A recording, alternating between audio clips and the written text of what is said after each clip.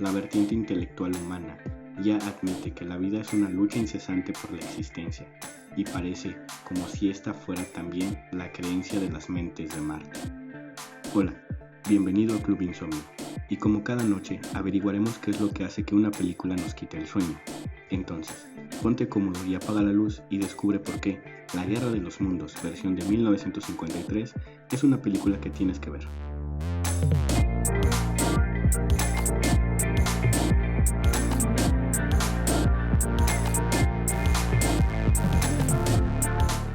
El Dr. Clayton Forrester, un físico de renombre mundial que trabaja en el Instituto Tecnológico del Pacífico, está en unas vacaciones de pesca en Bearberg Lake, cuando un meteorito gigante cae en las colinas del cercano pueblo de Linda Rose. Junto a los residentes, Forrester va a investigar. En el sitio del impacto conoce a Sylvia Van Buren y a su tío, el pastor Dr. Matthew Collins. Pronto descubrirán que el meteorito no es más que el inicio de una terrible pesadilla. La película nos introduce con una serie de imágenes correspondientes a la Segunda Guerra Mundial y a la Primera, donde una voz nos introduce que todas aquellas guerras, todas esas armas de destrucción masiva, serán puestas a pruebas por un enemigo el cual el ser humano jamás ha enfrentado. Así nos introducen el título de la película, con un espectacular estilo de noticiero de guerra. Posteriormente nos situamos en el espacio y una misteriosa voz nos adelanta que algo se esconde dentro de lo más oscuro del espacio y ha puesto los ojos en la Tierra. Nos alerta sobre lo que estamos a punto de presenciar y mientras vemos el trayecto de un meteorito caer en lo que se nos plantea como un pequeño y alegre pueblo típico de los años 50. La noche es amena y esta se ve interrumpida por un misterioso asteroide y la gente acude a ver ese misterioso objeto. Es importante mencionarte, el pueblo que vemos al principio juega un papel, a mi modo de ver, como una alegoría de la inocencia del hombre ante lo profundo y lo desconocido del espacio. Notarás que el pueblo mantiene un aire de ensueño típico de esa visión de los 50. Durante los primeros minutos de la película, estos peculiares habitantes en ningún momento se notarán temerosos a lo que ha caído del cielo. Son curiosos e incluso verás escenas donde hay niños en el lugar del asteroide y probablemente te parezca que sea una película sosa. Sin embargo, como mencioné, esto es solo un condimento para sazonar lo que vendrá posterior. Recuerda, esta cara de la sociedad que te muestran será importante. Mientras el misterioso asteroide revela su verdadero y siniestro rostro, nos introducen dos personajes que serán los que lleven el hilo argumental, el científico Clayton y a Sylvia, una estudiante aspirante a científica cuyo tío es el párroco del lugar. La narrativa hasta este momento quiere que te quede claro la aparente paz y felicidad que muestra el pueblo, reflejo quizá de una sociedad que por fin ha logrado la paz tras dos eventos de guerra mundial. Incluso vas a ver una fiesta donde hay un baile, el cual se verá interrumpido con la llegada de los extraterrestres. Poco a poco comienza el caos y considero que es un punto fuerte de la trama mostrar una invasión de esta manera. Recordemos que esta película será la semilla de uno de los temas más abordados dentro del cine de acción y entretenimiento, y sin embargo mantiene una esencia que muy pocas películas del género tienen, la pasividad con la que ésta se gestiona. No es abrupta, ni recurre a momentos de ritmo acelerado, por momentos sentirás que realmente no hay peligro, y esto puede considerarse un punto débil. Desde mi perspectiva, no lo es. Es en la fiesta donde el caos inicia. Los objetos electrónicos dejan de funcionar y la gente se empieza a preguntar qué ha pasado. Del asteroide comienzan a salir una especie de telescopio, el cual extermina a las primeras víctimas que caen convertidos en polvo. El pueblo comprende del inminente peligro que corren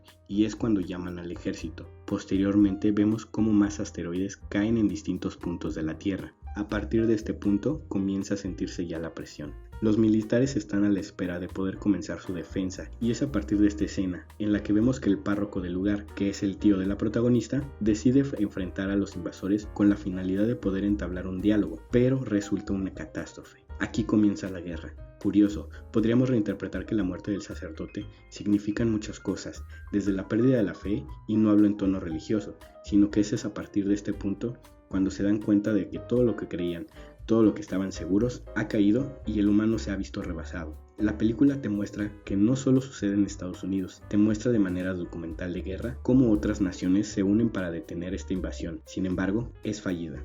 Si viste la versión del 2005, te darás cuenta que en esta versión se muestran ciertas escenas muy similares, aunque en distintos puntos de la trama y con funciones diferentes. Una que quiero que tengas muy presente es la escena en donde Tom Cruise llega a una casa abandonada con sus hijos y aparte la escena del motín, y es aquí donde siento que funciona mejor la versión de 1955 que la versión de Steven Spielberg. Ahora te explico por qué.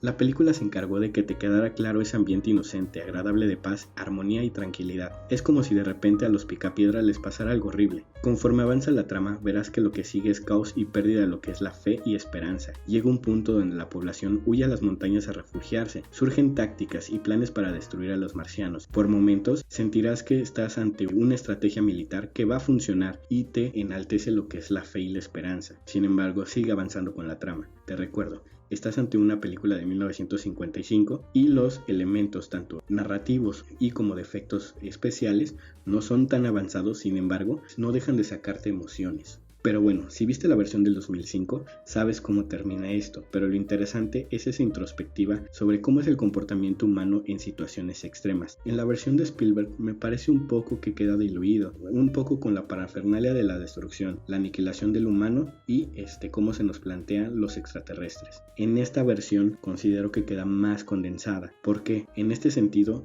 plantearon una sociedad inocente, caricaturesca en ese sentido, tranquila, muy al estilo de los 50, pero se pierde esa armonía. En algún punto puede llegar a caer la trama y habrá situaciones en las que sientas que no hay coherencia. Hay una parte donde quieren lanzar una bomba nuclear y la población está en la espera. Huyen de la ciudad para refugiarse en las montañas, pero hay una parte, por la manera en la que está montado la película, te da la sensación de que están esperando a ver cómo sucede. Sin embargo, las cosas no son como realmente suceden. Aquí te la condensan de una manera muy extraña y te pega como ser humano. Quiero aclarar también un punto. Al inicio de la invasión, cuando ya sucedió el primer ataque, hay una parte donde un locutor de radio está informando sobre lo que está sucediendo en el pueblo, las primeras impresiones de la invasión, y te muestran en paralelo escenas de gente escuchando la radio alrededor del país. Esto te hace un claro guiño a la versión de Orson Welles y su broma de La Guerra de los Mundos. Si no sabes de lo que te hablo, sugiero que busques en YouTube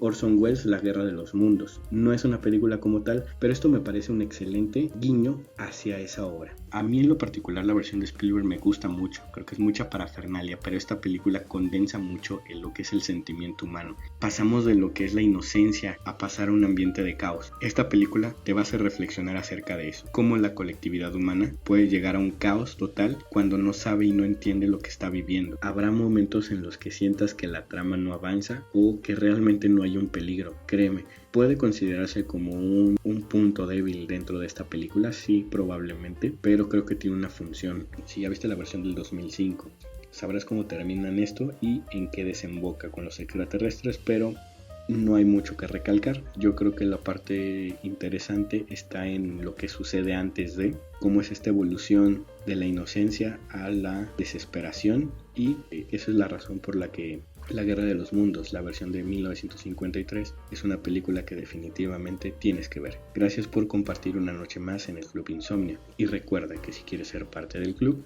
solamente tienes que suscribirte y darle clic a la campanita. Que tengas excelente noche y hasta luego.